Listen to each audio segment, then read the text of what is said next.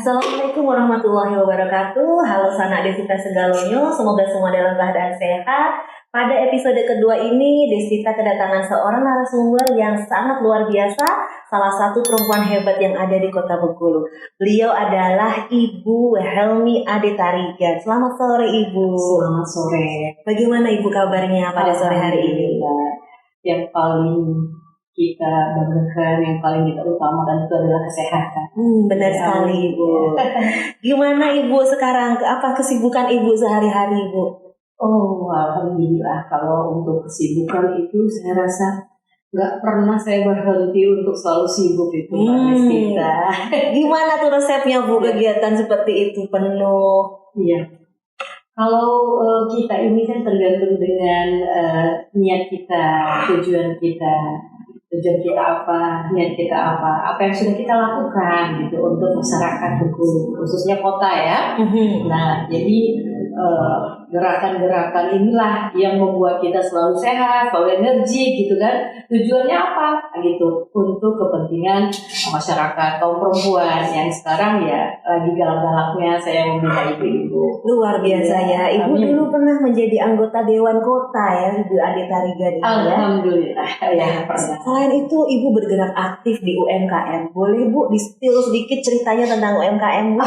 Silakan Bu. Iya, memang ya dulu pernah saya Mbak Desita berpolitik ya, tapi sekarang saya sudah tidak ada minat lagi untuk memperpanjang. Ya saya satu periode dari tahun 2009-2014. Iya iya. Dan alhamdulillah kalau dulu enak Mbak Desita. Gimana itu? Kita memang benar-benar masyarakat itu memilih kita itu dengan apa yang sudah kita lakukan. Jadi nggak ada kayak sekarang loh. Kalau saya melihat kayak sekarang itu tuh caleg-caleg itu aduh ini pasti ada apa ya? Pakai uangnya pasti banyak kan pengeluarannya seperti itu ya. Nah jadi saya simpulkan karena suami saya juga melarang, harus mama apa yang mama bisa lakukan untuk kaum perempuan, khususnya perempuan Bengkulu. Nah jadi akhirnya saya menciptakan. Pertama membantu program pemerintah gitu, membantu program pemerintah memberantas kemiskinan, pengangguran dan kebutuhan. Jadi saya membuat kelompok UMKM ya. Jadi dari tahun 2017 itu saya melatih ibu-ibu ya. Jadi setiap kelurahan itu ada 100 ibu-ibu yang saya 100 luar biasa. Itu di Kota Bengkulu ya. Di kota. Tapi sekarang sudah ke Kabupaten Suma, saya sudah memulai membuat kelompok yang untuk di daerah. Jadi sehingga bukan hanya di kota, tapi di daerah 9 kabupaten dan 1 kota. Rencana seperti itu. Jadi UMKM inilah yang bisa membantu perekonomian daripada kaum perempuan yang khususnya masyarakat kita nanti ke depan. Iya benar sekali. Jadi seperti sekarang ya, dulu mulanya saya membentuk kelompok UMKM itu nggak gampang Mbak Desita. Gimana? Boleh diceritakan ini? Iya. Serunya menciptakan UMKM ya.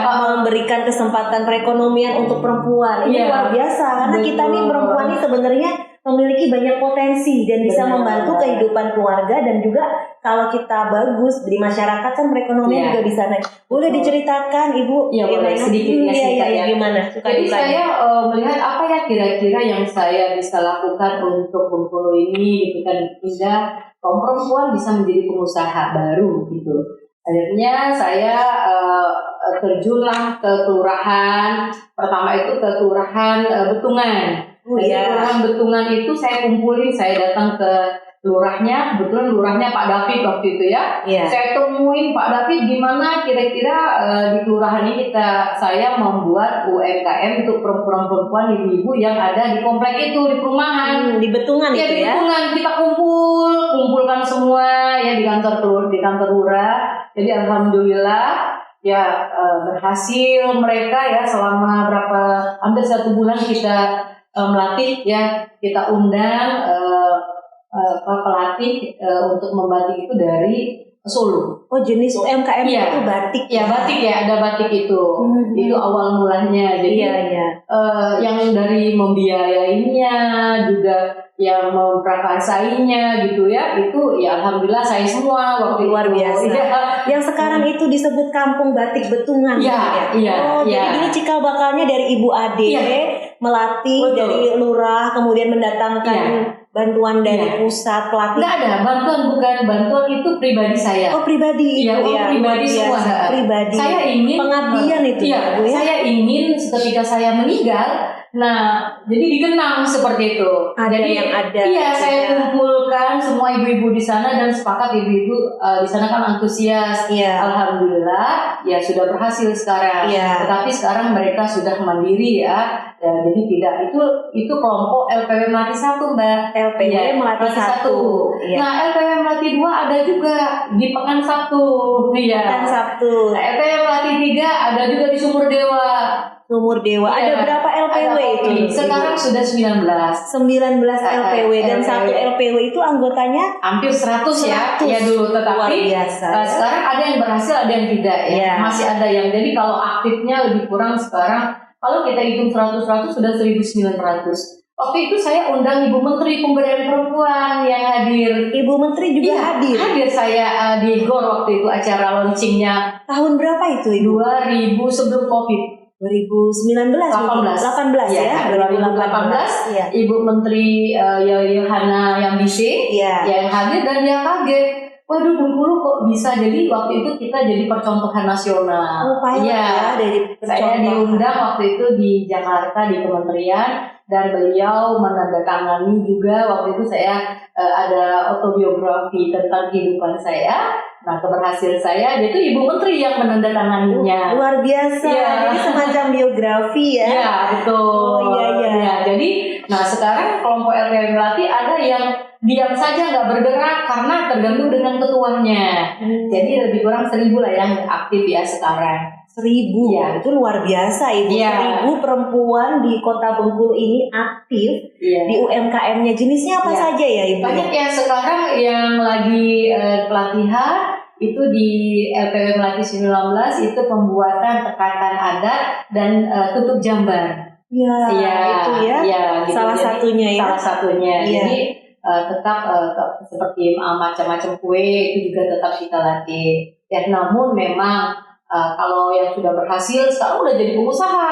Yang untuk luar biasa ya. sudah jadi Dari pengusaha. awalnya Iya. kecil UMKM Iya. sekarang sudah jadi pengusaha besar.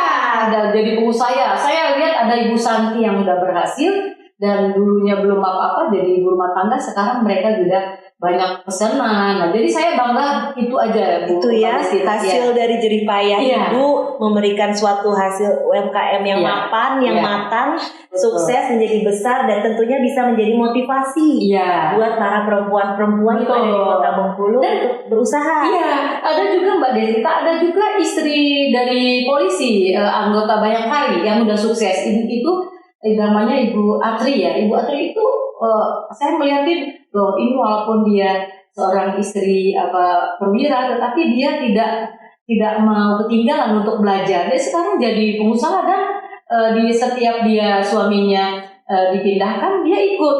Oh. Dan dia membatik di sana gitu, di tempat misalnya sekarang kalau nggak salah di Curug ya, Rejang Lebong atau Lebong. Nah, dia selalu Terus membatik ya, di sana ya. terus Di mengembangkan situ saya- keahliannya Iya, dari di situ- UMKM-nya. Jadi ternyata tidak berhenti sampai di Kota Bengkulu saja ya, Ibu ya. iya. Bisa berkembang ke kabupaten lain, Iya. bahkan mungkin nanti ke provinsi lain atau ke Minggu depan saya buka Seluma, Mbak Desti. lumayan. Iya. Wah, luar biasa. Seluma. Ternyata dari dulu, dari 2017 Iya. sampai 19 dengan adanya Menteri Pemberdayaan Perempuan hadir hingga saat ini Ibu Ade Tarigan ini terus membina UMKM. Amin. Jadi ini semua ada contoh-contoh UMKM nih sambil kita nikmati. Iya, Silahkan. kita minum dulu ya. Ini ada kopi. Bengkulu ini terkenal dengan kopinya Luar ya. biasa enak sekali. Ini Luar kopi biasa. Ciwang. Cikwang, Iya. ini dia. Dan Kita coba kopinya ya. peti merah katanya ya. Peti merah. Iya. Kita coba. Bismillah. Alhamdulillah. Wih, Luar biasa ya. Memang kopi Kitunian. Kopi Cikwang ini ya. Iya, luar biasa enak. Di mana ini kita bisa dapat sekarang nih kopi Cikwang? Ada di Hibrida. Hibrida. Hibrida Nah, 1. Melas anak Desito Segalo, kalau tidak cari kopi, jangan lupa nih ada kopi Ciuang. Itu bisa juga kita dapat di Hibida 1. Ada enggak nomor telepon di situ? Ada. Berapa nomornya itu kita sebutkan? Nomornya ini ya, 0813 67 66 1249. Nah itu tuh nanti bisa dikontak ya bagi semua sanak Desito yang enggak kopi Ciuang, cobalah. Kopi petik merah tadi. Iya, kopinya kopi bagus ya. Kopi bagus. Ini ada apa ini, pisang ya? Ini salah satu hasil karya saya. Waktu saat COVID saya bingung melihat banyak sekali pengangguran di Kota Bengkulu. Akhirnya saya selama 2 minggu apa ya kira-kira yang saya bisa buat gebrakan untuk Bengkulu. Saya banyak merenung dan berdoa. Alhamdulillah timbul ide karena saya harus berinovasi. Harus menciptakan Bengkulu, ikon Bengkulu apa ya kira-kira gitu Mbak Desita? Apa coba? Jadi pisang kipas Enggano. Pisang kipas Enggano. Enggano ya salah satu kecamatan yang ada di Bengkulu. Coba. Ini lahir daripada yang lain. Coba ya kita ya. Bentuknya nih cantik seperti kipas. Ini masih panas loh. Iya. Ya coba kita coba.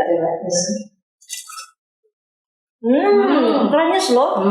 Ini crispy juga. Jadi di luarnya crispy, dalamnya ini pisang asli. Jadi, Mbak Desita, kalau dimakan rasanya teringin terus. Iya. Gitu. Apa nih slogannya pisang? Iya. Slogannya itu, kalau dimakan rasanya tuh teringin terus. Jadi juga sanak Desita Segalo, kalau yang mau coba pisang kipas Enggano bisa didapatkan di mana ini Bu? Outletnya banyak. Satu outletnya di samping Hotel Merkur, paling jadi. Ya. Lalu di Geraha Asia Rumah Makan Bengkulu ya di samping Hotel Winka, ada juga di samping Tiara Sola Alfamart. Terus ada juga di kilometer 7 di Indomaret, depan Indomaret ya outlet-outletnya. Dan ada juga di Simpang Mangkai Panjang turunan. Luar biasa. Iya. Banyak loh. Ada juga mobilnya Toyo ada juga di depan kantor Korem. Oh gitu ya. Toyo pisang kipas Enggano. Dan dengar-dengar ini juga akan laju ya, akan laju go nasional. Ya. Sebentar lagi. Ya kan? Ya. Jadi kita rencana bagaimana mengurangi pengangguran di Kota Bengkulu dan kita memberikan kesempatan kepada adik-adik yang ingin berkolaborasi dengan kita.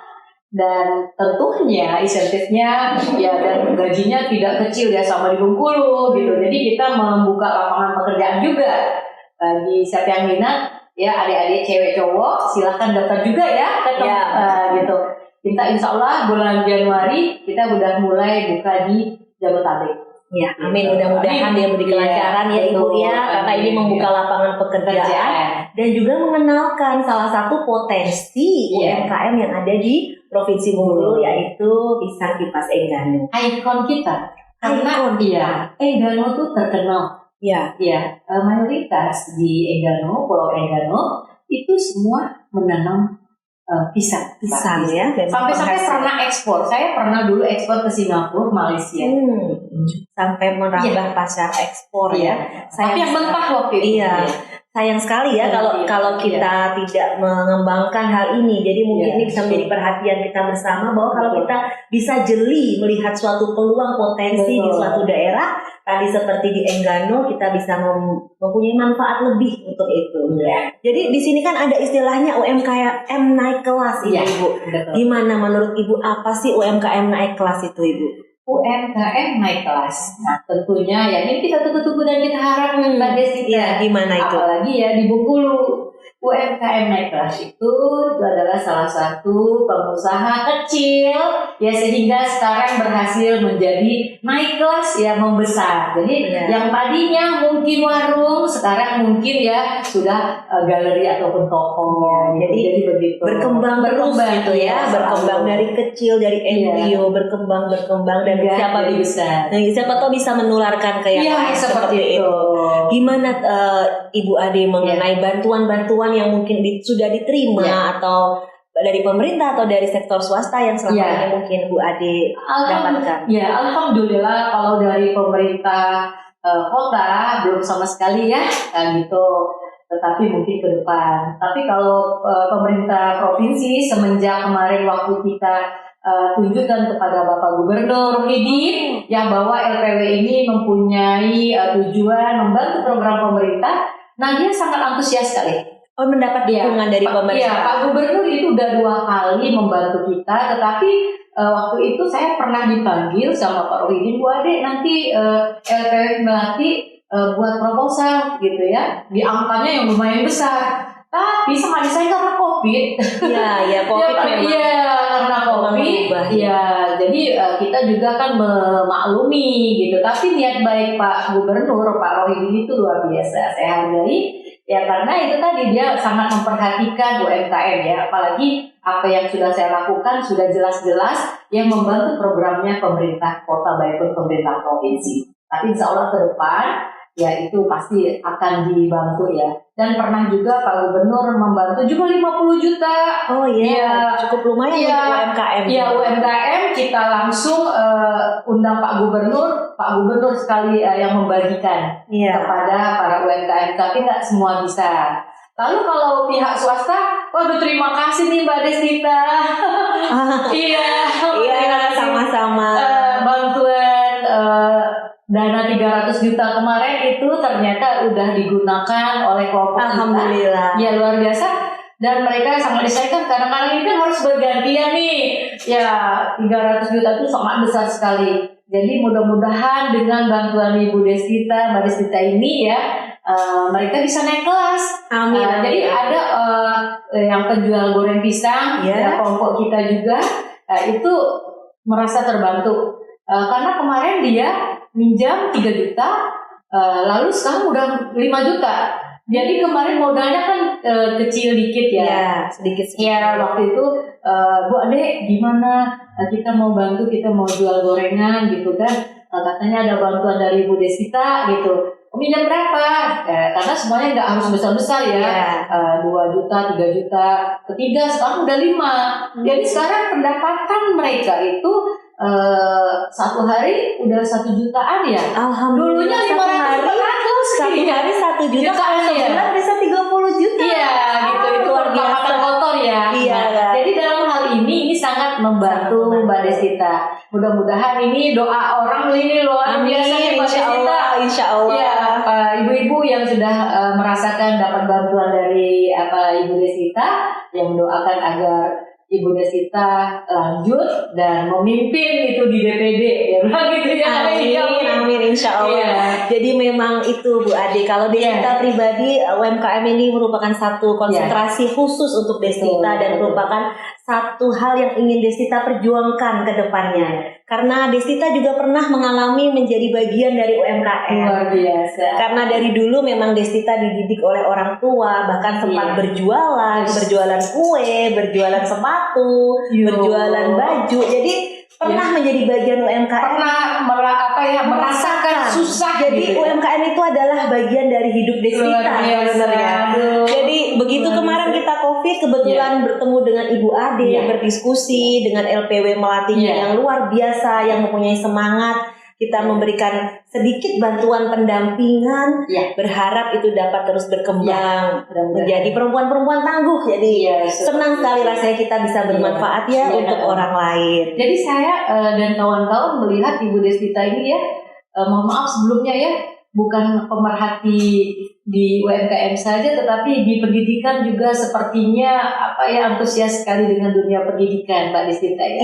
Iya, itu UMKM pendidikan, karena dari dulu orang tua Desita juga mengajarkan bahwa modal kita selain kita agama yang harus kuat, pendidikan kita harus kuat, karena dengan adanya kita memiliki ilmu pengetahuan, memiliki pengalaman, kita bisa berinteraksi dengan orang, bergaul dengan orang, memiliki pemikiran. Jadi pendidikan adalah modal utama. Jadi lebih mending kita nggak punya uang daripada kita nggak punya ilmu, gitu ya. Iya benar-benar. Karena gimana ya, kalau menurut Desita tuh ilmu itu suatu investasi yang jangka panjang. Misalnya saja waktu itu pernah Desita punya, misalnya uang hanya 1 juta. Ini akan Desita tabungkan atau Desita investasikan dengan adanya les atau misalnya course gitu ya, untuk English course atau language yang lain gitu. Jadi Desita mending untuk les gitu ya, untuk course, karena dengan itu ilmu pengetahuan kita banyak, dari situ nanti kita bisa dapat uang lebih gitu. Jadi pendidikan juga salah satu. Saya sangat senang sekali Mbak Desita diundang sore hari ini. Ini teman-teman pada mau nonton, dia bilang mau lihat. Karena apa? Ini saya akan menyampaikan. Katanya sosoknya Mbak Desita itu kok Bu Ade ramah. Nah, kita orang Bengkulu ini ya perlu orang-orang yang seperti ini yang duduk di sana seperti itu. Lalu mereka kok tahu dari mana gitu loh. Teman-teman pengurus LPW itu kok tahu dari mana Mbak Desita itu menguasai 5 bahasa asing, itu luar biasa. Jadi sebuah kebanggaan bagi kita apabila nanti wakil rakyat kita yang duduk di pusat itu yang pintar, cerdas, santun, itu semuanya ada pada diri Mbak Desita. Insya Allah, terima kasih. Jadi kami tuh senang dan sangat wah, luar biasa doa orang-orang kita. Amin. Mendoakan Mbak Desita untuk yang bisa memimpin di sana seperti itu. Amin. Terima kasih banyak doa-doanya. Karena belum pernah kita Mbak Desita, jujur aja, belum pernah kita menemukan wakil rakyat yang di sana yang sampai 5 menguasai bahasa asing itu. Palingnya 1 bahasa Inggris gitu kan. Nah, inilah mungkinlah Allah memberikan petunjuk, Pak Desita kok mau mengabdi untuk Bengkulu. Terima kasih Ibu. Ya, ini tadi semangat yang dari Ibu juga, bahwa kita ingin memberikan manfaat untuk orang lain. Dari hal-hal yang tadi UMKM, pendidikan. Jadi rasanya tuh bahagia apabila kita bisa sukses bersama, berhasil bersama, bisa memberikan manfaat. Itulah kebahagiaan yang sebenarnya. Jadi orang bilang kalau berhasil itu bukan lihat dari harta yang dia miliki, tetapi apa yang sudah dilakukannya untuk masyarakat banyak, seperti itu. Terima kasih. Seperti Mbak Desita sekarang sudah teruji, sudah banyak ya. Tahun 2007 katanya, saya kemarin kan ketemu sama Pak mantan Kabid Kesehatan. Jadi dia bilang, Bu Ade, itu Desita itu dulu banyak bantuan mobil 10 unit dan alat-alat kesehatan di puskesmas, apa benar itu ya Mbak? Iya, alhamdulillah. Jadi dulu ketika pertama kali lulus kuliah dari Universitas Indonesia, jadi Desita itu mencoba melobi di pusat untuk mendapatkan bantuan dari Japan International Cooperation Agency untuk membantu Provinsi Bengkulu. Jadi alhamdulillah, itulah mungkin yang bisa dilakukan ya sebagai putri daerah saat itu di 2007. 2007 sudah membantu dan memperhatikan Bengkulu. Nah, sosok seperti inilah yang kita tunggu-tunggu Mbak Desita. Jadi saya walaupun pernah duduk di DPRD kota, jadi saya merasa saya masih kurang banyak berbuat untuk masyarakat. Walaupun sudah ribuan orang yang saya bina, yang saya latih, saya kursuskan pengantin gitu kan, tata rias kecantikan, tata rias pengantin, itu banyak yang gratis saya lakukan gitu. Jadi itulah yang saya harapkan ke depan adalah perempuan-perempuan yang benar-benar bisa kita andalkan seperti Mbak Desita sendiri. Amin, mudah-mudahan. Ini sama semangatnya ya. Jadi kita pengen sekali untuk bisa memberikan manfaat lah untuk orang lain terus menerus. Jadi rasanya kurang terus ya. Pengen terus memberikan manfaat, pengen terus untuk memberikan ilmu seperti itu yang kepada orang lain.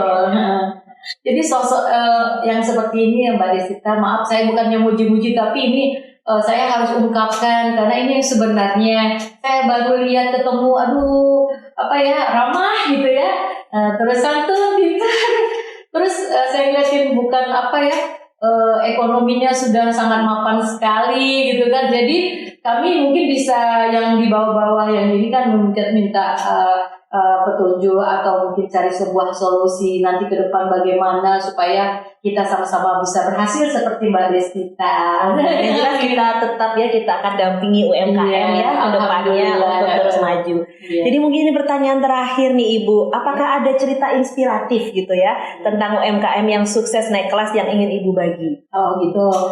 Itu kalau ceritanya itu panjang ya, banyak sekali ya. Tetapi setidaknya UMKM ini ya kalau didukung dengan hasil produknya yang lebih bagus ya, mudah-mudahan dia bisa berhasil ya. Tetapi ada kendala juga karena pemasarannya gitu ya.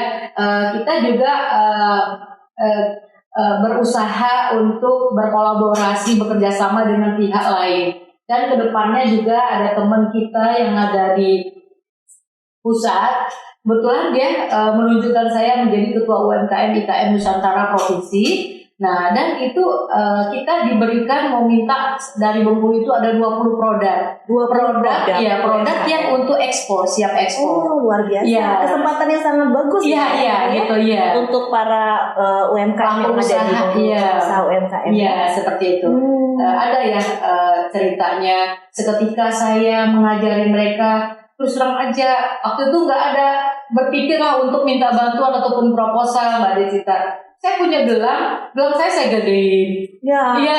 Sampai seperti itu. Iya. Ya. Inspirasi, itulah inspirasinya. Hanya Tuhan lah yang tahu ya bagaimana cara saya untuk bisa melatih membina ibu-ibu. Iya, jadi gelang saya itu lebih kurang 100 gram ya. Terus saya suruh karyawan saya, sekarang masih hidup dulu karyawan saya, tuh kamu ke tempat penggadaian. Iya.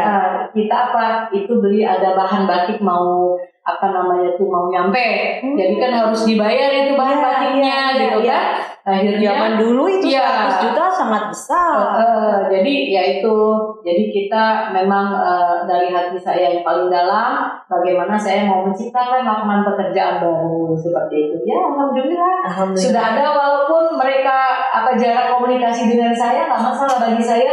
Apa yang saya lakukan sudah berhasil, mereka sudah nikmati seperti itu. Kalau nggak saya punya ide, mungkin nggak akan bisa mereka seperti itu. Ya luar biasa ya tadi ya Sanak Deswita Segalonyo, kita sudah mendengar cerita dari Ibu Ade Tarigan ini mengenai bagaimana beliau merintis membuka peluang bagi para perempuan hebat, para perempuan tangguh yang ada di Provinsi Bengkulu ini yang ingin meningkatkan ekonominya melalui UMKM.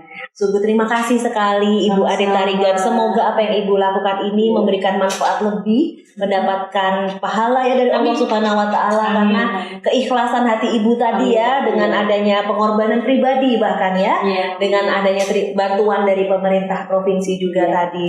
Mudah-mudahan UMKM kita terus naik kelas, menjadi motivasi, inspirasi dari pengusaha UMKM seperti tadi contohnya ada pisang Enggano, ada kopi Cikwan, ada juga pisang frozen yang untuk oleh-oleh. Nah, pisang Engganonya tuh juga tadi ada yang frozen ya, tinggal goreng berarti ya. Nah, ini sudah mau go nasional, jadi mudah-mudahan ayo Sanak Deswita Segalonyo kita beranikan diri kita, menjadi motivasi kita untuk membuka lapangan usaha, membantu keluarga kita terutama pribadi dan juga perekonomian di Provinsi Bengkulu.